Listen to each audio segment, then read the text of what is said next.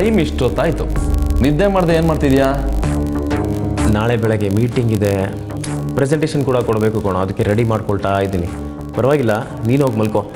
ಅಣ್ಣ, ನೀ ನಿದ್ದೆ ಮಾಡದೆ ಈ ರೀತಿ ಮಾಡ್ತಿರೋದು ನೋಡಿದ್ರೆ ಯಾವುದೋ ಮೀಟಿಂಗ್ ಅಲ್ಲ, ಡೇಟಿಂಗ್ ಅನ್ಸುತ್ತೆ.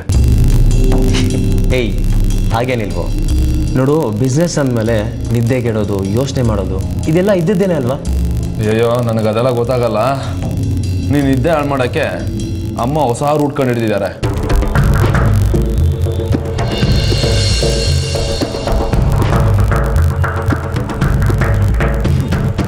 ಅಯ್ಯೋ ಅಣ್ಣ, ಗಾಬರಿ ಆಗಬೇಡ. ಅಮ್ಮ ನಿನಗೊಂದು ಮದುವೆ ಮಾಡಿದ್ರೆ ಹೇಗೆ ಅಂತ ನನ್ನ ಹತ್ರ ಕೇಳ್ತಾ ಇದ್ರು ಅಷ್ಟೇ.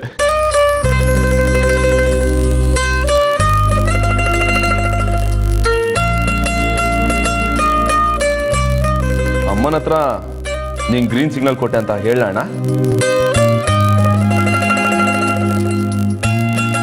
ಹೌದು, ಅಮ್ಮ ನಿನಗೇನು ಹೇಳಿಲ್ವಾ ಮದುವೆ ಮಾಡ್ಕೊಳ್ಳೋಕ್ಕೆ? ಸುಮ್ಮನಿರೋಣ. ನನ್ನಂತ ಅಬ್ಬೆ ಪಾರಿ ಪೋಲಿಗೆ ಯಾರು ತಾನೇ ಹುಡುಗಿ ಕೊಡ್ತಾರೆ? ನೀನೇ ಹೇಳು. ಅಬ್ಬಬ್ಬಬ್ಬಾ, ನಿನ್ನಂಥ ಸುರಸುಂದರ ಅಂಗನ್ಗೆ ಹುಡುಗಿ ಇಲ್ಲ. ಯಾಕೋ ಅಣ್ಣನ ಲೈನ್ ಬೇಗನೆ ಕ್ಲಿಯರ್ ಆಗಲಿ ಅಂತ ತುದಿಗಾಲ ಮೇಲೆ ಇಟ್ಕೊಂಡಿರೋ ಕಾಣಿಸ್ತಾ ಇದೆ. ಯಾಕೋ ತಮ್ಮ, ಯಾರಾದರೂ ನೋಡ್ಕೊಂಡಿದ್ಯೇನೋ? ಅಯ್ಯೋ ಇಲ್ಲಣ್ಣ, ಹುಡುಗಿರ್ ನನ್ನ ಮುಖ ನೋಡಿದ ತಕ್ಷಣ ದೂರ ಓಡೋಗ್ತಾರೆ. ಅಂಥದ್ರಲ್ಲಿ ಬುಟ್ಟಿ ಬೇರೆ ಬೆಳೆಸ್ಕೊಳ್ಳಲ್ಲ. ಆಯ್ತು ಕಣೋ, ನಿನಗೋಸ್ಕರ ಒಂದು ಸುಂದರವಾಗಿರೋ ಬೊಂಬೆ ಥರ ಹುಡುಗಿನ ಹುಡುಕೊಡೋ ಜವಾಬ್ದಾರಿ ನಂದು, ಆಯ್ತಾ? ಅದೇನು ಬೇಕಾಗಿಲ್ಲ. ಹೌದು, ನೀನು ಹುಡುಗಿ ಯಾರು? ಏಯ್ ಸುಮ್ಮನೆರೋ, ಆ ಥರ ಏನೂ ಇಲ್ವೋ? ಅಯ್ಯೋ ಅಯ್ಯೋ ಅಯ್ಯೋ ಅಯ್ಯೋ ಅಯ್ಯೋ ಅಯ್ಯೋ, ನಮ್ಮ ಅಣ್ಣನ ಮುಖದಲ್ಲಿ ನಗು ನೋಡಿದೆ ನನಗೆ ಗೊತ್ತಾಯ್ತು. ಯಾವುದಾದ್ರು ಹುಡುಗಿನ ಲವ್ ಮಾಡ್ತಾ ಇದೆಯಾ? ಯಾರು? ಮುಂದೆ ಮನೆ ಹುಡುಗಿನ, ಇಲ್ಲ ಪಕ್ಕದ ಮನೆ ಹುಡುಗಿನ, ಇಲ್ಲ ಅದ್ರ ಪಕ್ಕದ ಮನೆ ಹುಡುಗಿನ, ಇಲ್ಲ ಆಫೀಸಲ್ಲಿರೋ ಹುಡುಗಿನ?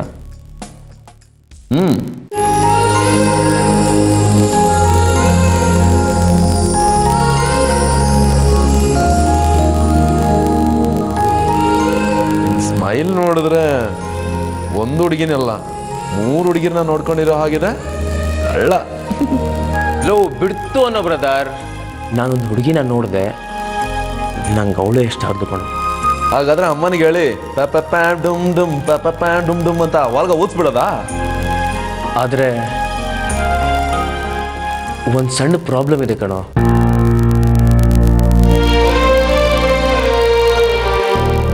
ನಾನು ಇಷ್ಟಪಟ್ಟಿರೋ ಹುಡುಗಿಗೆ ಮಾತು ಬರಲ್ಲ ಕಣೋ. ಅಮ್ಮ ಅವಳನ್ನ ಒಪ್ಕೊಂತೋಳೋ ಇಲ್ವಾ ಅಂತ ನನಗೆ ಡೌಟ್ ಇದೆ ಕಣೋ ಲೇತಮ್ಮ. ಅಣ್ಣಯ್ಯ, ಕಣ್ಣಿಲ್ದೇ ಇದ್ರು, ಕೈ ಇಲ್ಲದೆ ಇದ್ರು, ಕಾಲಿಲ್ಲದೆ ಇದ್ರು, ಲವ್ ಹುಟ್ಟಿದ ಮೇಲೆ ಮುಗೀತು. ಬೇರೆ ಡೌಟೇ ಇರಬಾರ್ದು. ಲವ್ ಮಾಡಿರೋ ಹುಡುಗಿನ ಮದುವೆ ಆಗಬೇಕು. ಇಲ್ಲ ಅಂದರೆ ಖಾಲಿ ಕ್ವಾರ್ಟ್ರು ಬಾಟ್ಲಿ ಹಂಗೆ ಲೈಫು, ನಂತರ ಬಿಗ್ನಾಸಿ ಲೈಫು. ಆ ಕಡೆನೂ ಇಲ್ಲ, ಈ ಕಡೆನೂ ಇಲ್ಲ. ಲೋ ರಾಜೇಶ, ಯಾಕೋ ನೀನೀಗ ಆಡ್ತಾ ಇದೀಯಾ? ಇವಾಗ ಏನು ಆಗಿದೆ ನಿನಗೆ? ನೀನು ಪ್ರೀತಿಸಿರೋ ಹುಡುಗಿ ನಿನಗೆ ಸಿಗ್ತಾ ಇಲ್ವಾ, ಅಥವಾ ಕೈ ಕೊಟ್ಟು ಹೋಗಿದ್ದಾಳ? ಏನಾಗಿದೆ ನಿನಗೆ? ಅಣ್ಣಯ್ಯ, ಅದನ್ನು ಹೇಗಂತ ಹೇಳಿ. ಈ ಲವ್ ಹುಟ್ಟಿದ ಮೇಲೆ ಮುಗೀತು. ಅದಕ್ಕೆ ರೀಸನೇ ಇರಲ್ಲ. ಎಲ್ಲಾದರೂ ಹೆಚ್ಚು ಕಮ್ಮಿ ಆಯಿತು ಅಂತ ತಿಳ್ಕೊ, ಈ ಪ್ರೀತಿ ಮೇಲೆ ಜಿಗುಪ್ಸೆ ಹುಟ್ಬಿಡುತ್ತೆ. ಬೇರೆ ಹುಡುಗಿನ ಲವ್ ಮಾಡೋಕ್ಕಾಗಲ್ಲ, ಮದುವೆ ಆಗಿರೋ ಹುಡುಗಿ ಜೊತೆ ಸಂಸಾರ ಮಾಡೋಕ್ಕಾಗಲ್ಲ. ಒಂಥರ ದೇವದಾಸ್ ಲೈಫ್.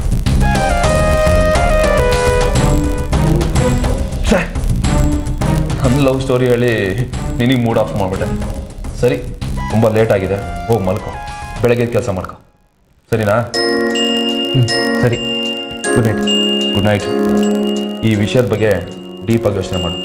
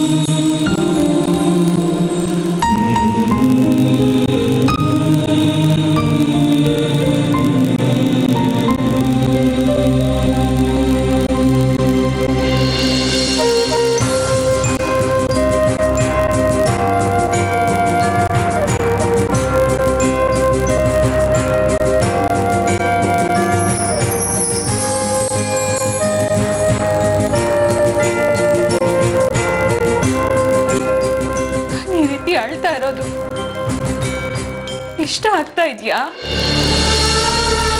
ಜೀವನ ಹೀಗೆ ದಿನ ನರಳ್ತಾ ಇರೋದು ಖುಷಿ ಕೊಡ್ತಾ ಇದೆಯಾ? ಸಾಕಾಗೋಗಿದೆ.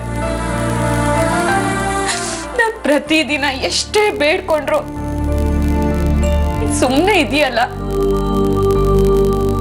ನಾನು ಭಕ್ತಿಯಿಂದ ಪೂಜೆ ಮಾಡ್ತಾ ಇರೋದಕ್ಕೆ ನನಗ್ ಸಿಗೋ ಫಲ ಇದೇನಾ?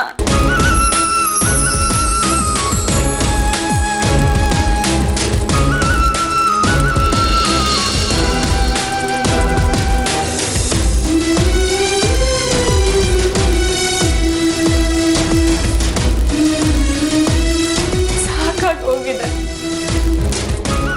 ಇವತ್ತಿನವರೆಗೂ ನನಗೆ ನೆಮ್ಮದಿ ಸಿಕ್ಕಿಲ್ಲ.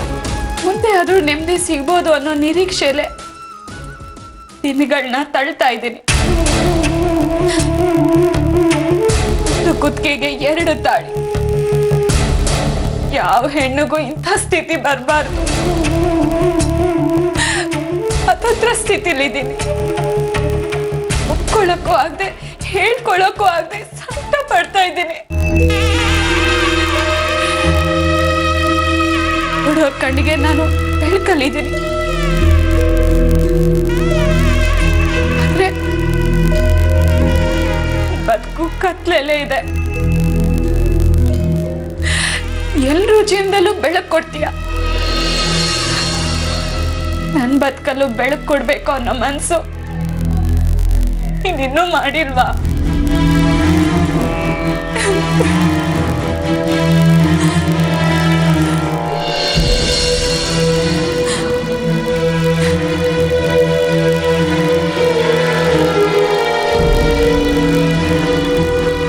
ಅನೋಷ ಬಂದ್ರೆ ನನ್ನ ಸಮಸ್ಯೆಗೆ ಪರಿಹಾರ ಸಿಗುತ್ತೆ ಅಂತ ಎಲ್ಲರೂ ಹೇಳ್ತಾ ಇದ್ದಾರೆ.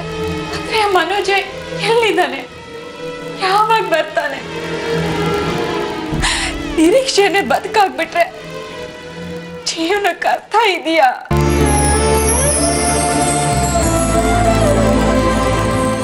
ನೋನ ಯಾರ ಹತ್ರ ಹೇಳ್ಕೊಳ್ಳಿ?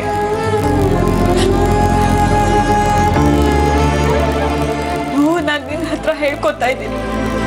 ನೀನು ಅವನವಾಗಿ ನನ್ನನ್ನು ನೋಡ್ತಾ ಇದೀಯ.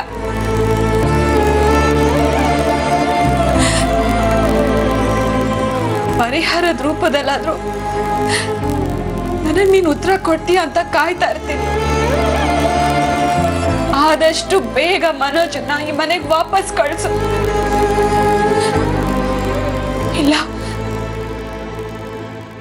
ನನ್ನನ್ನೇ ನಿನ್ನ ಹತ್ರ ಕರ್ಕೊ.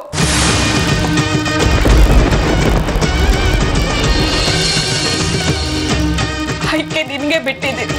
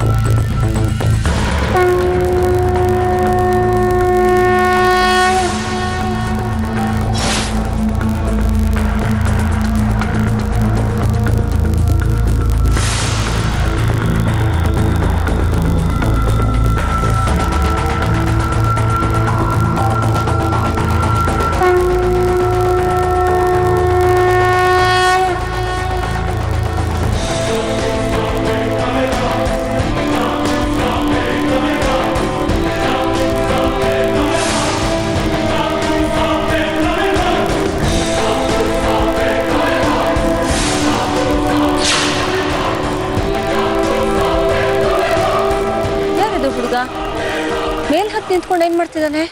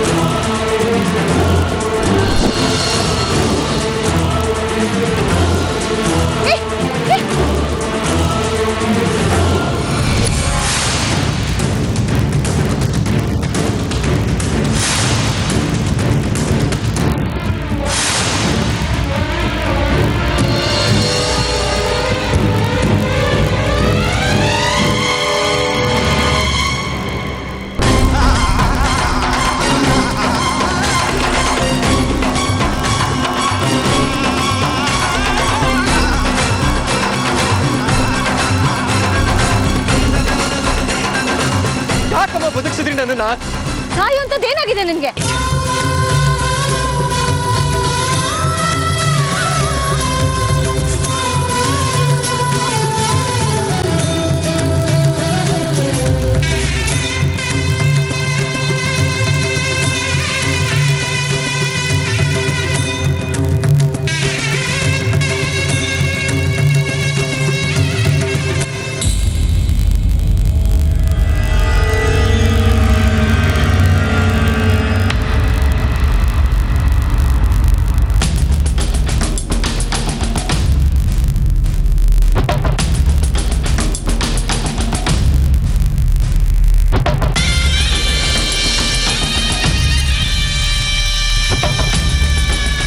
ಯಾಕಿರ್ಬೋದು ಈ ಥರ ಪ್ರಾರ್ಥನೆ ಮಾಡ್ತಾ ಇದ್ದಾಳಲ್ಲ?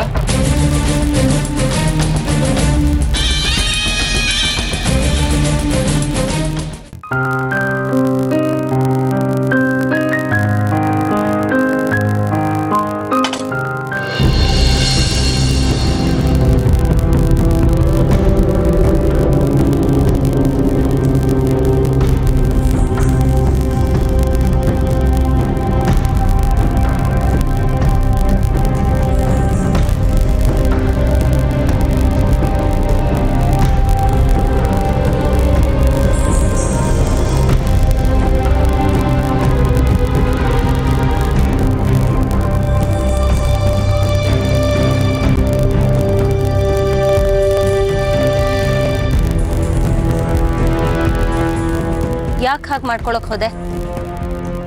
ಈ ವಯಸ್ಸಿನಲ್ಲಿ ಸಾಯುವಂತ ಕರ್ಮ ನಿನ್ಗೇನಾಗಿದೆಪ್ಪ?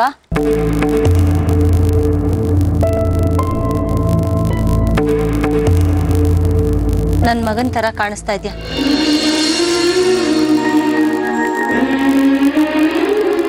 ನನ್ ಮಗ ಏನಾದ್ರೂ ಇದ್ದಿದ್ರೆ ಈಗ ನಿನ್ನಷ್ಟೇ ಎತ್ತರ ಬೆಳೆದಿರ್ತಾ ಇದ್ದ.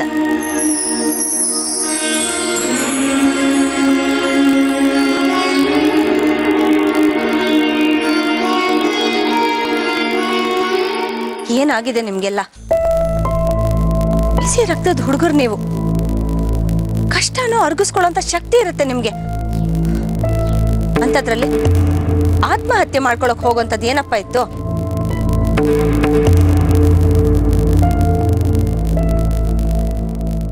ನಿನ್ನೆ ಕೇಳ್ತಿರೋದು, ಮಾತಾಡು.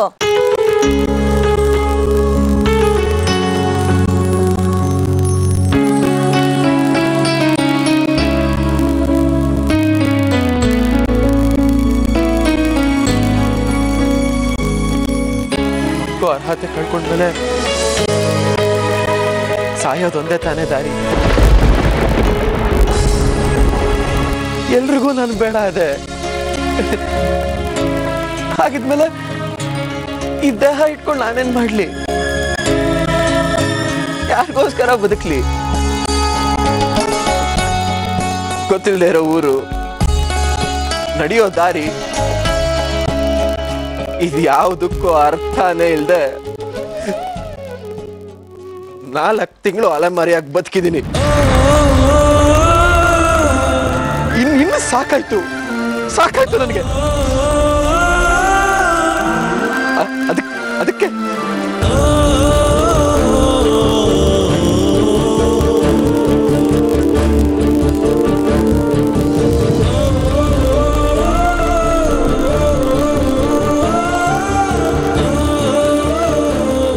ನನಗೋಸ್ಕರ ಕಾಯೋರು ಯಾರು ಇಲ್ಲ ಅಂತ ಅನ್ನಿಸ್ತು. ಹಾಗಾದ್ರೆ ನನ್ನ ಸ್ಥಾನ ಏನು? ಅದನ್ನೇ ಹುಡ್ಕೊಂಡು ಹೊರಟಿದ್ದೆ. ಅಷ್ಟರಲ್ಲಿ ನೀನ್ ಬಂದು ನನ್ನನ್ನು ತಡೆದೆ. ನಾನು ಒಬ್ಬಳನ್ನ ತುಂಬಾ ಪ್ರೀತಿಸ್ದೆ. ಆದ್ರೆ ಅವಳಿಗೆ ನಾನು ಬೇಡವಾಗ್ಬಿಟ್ಟೆ. ಪರಿಸ್ಥಿತಿ ದಿನ ಅವಳು ನನ್ನ ಕಣ್ಣೆದುರುಗಡೆ ಓಡಾಡ ಹಾಗೆ ಮಾಡ್ತು. ಅದನ್ನ ನಾನು ನೋಡ್ಕೊಂಡು ಹೇಗಿರ್ಲಿ ಹೇಳಿ? ನನ್ನ ಮನಸ್ಸು ಒಡೆದು ಹೋಯ್ತು.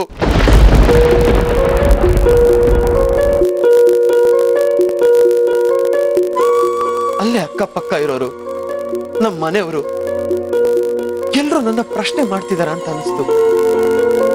ಕೊನೆಗೆ ನನ್ನ ಬದುಕೆ ಒಂದು ಪ್ರಶ್ನೆ ಹುಡಿದ್ಬಿಡ್ತು. ಅದಕ್ಕೆ ಉತ್ತರ ಹುಡ್ಕೊಂಡು ಹೊರಟೆ. ಆದ್ರೆ ಬಂದು ಸೇರಿದ್ದು ಇಲ್ಲಿಗೆ. ಈ ಋಣ ಅನ್ನೋದು ಎಲ್ಲೆಲ್ಲಿ ಹೇಗಿರುತ್ತೋ ಅಲ್ವಾ?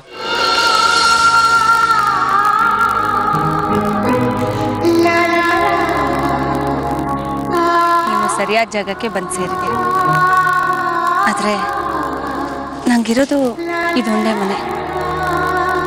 ನಿಂಗಿಷ್ಟ ಆಗತ್ತಲ್ವಾ? ಮನೆಗಿಂತ ಮನಸ್ಸು ಮುಖ್ಯ. ಅರಮನೆಯಲ್ಲಿ ಸುಖವಾಗಿರ್ತಾರೆ ಅಂತ ಯಾರು ಹೇಳಿದ್ದು? ಅದು ಬರೀ ಸೌಂದರ್ಯ ಅಷ್ಟೇ. ನಿಜವಾದ ಸೌಂದರ್ಯ ಇಲ್ಲಿರ್ಬೇಕು. ಅದಿಲ್ಲಿದ್ರೇನೆ ಎಲ್ರೂ ಖುಷಿಯಾಗಿರೋಕ್ ಸಾಧ್ಯ ಅಲ್ವಮ್ಮ?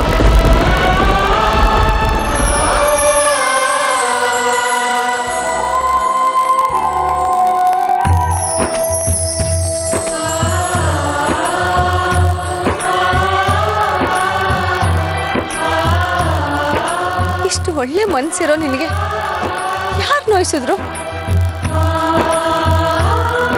ನೋಡು, ಇನ್ ಮುಂದೆ ಸಾಯೋ ಪ್ರಯತ್ನ ಮಾಡಬಾರ್ದು, ಸಾಧಿಸೋ ಪ್ರಯತ್ನ ಮಾಡಬೇಕು.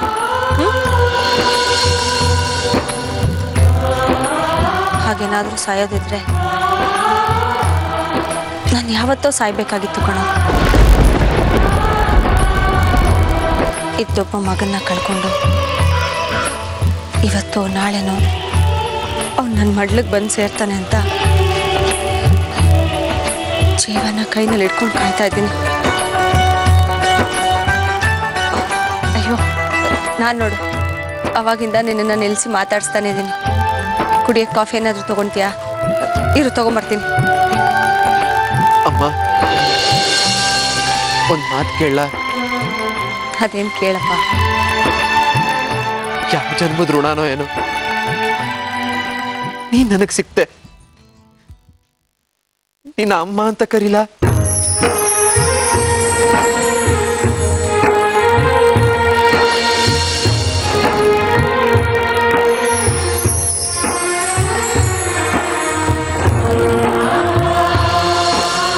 ಆಯ್ತು ಕಣೋ, ಕರಿ. ಆಗ್ಲೇ ನೀನ್ ನನ್ನ ಅಮ್ಮ ಅಂತ ಕರೆದಾಗ್ಲೇ ಮನಸ್ಸಿನಲ್ಲೇ ನೀನೇ ನನ್ನ ಮಗ ಅಂತ ನಿರ್ಧಾರ ಮಾಡಿಬಿಟ್ಟಿದ್ದೆ. ಇದಕ್ಕಿಂತ ಸಂತೋಷ ಈ ತಾಯಿಗೆ ಇನ್ನೇನು ಬೇಕು ಹೇಳು? ಸರಿ, ನೀರು ಕಾದಿದೆ, ಬೇಗ ಸ್ನಾನ ಮಾಡು, ನಾನು ಅಡುಗೆ ಮಾಡ್ತೀನಿ.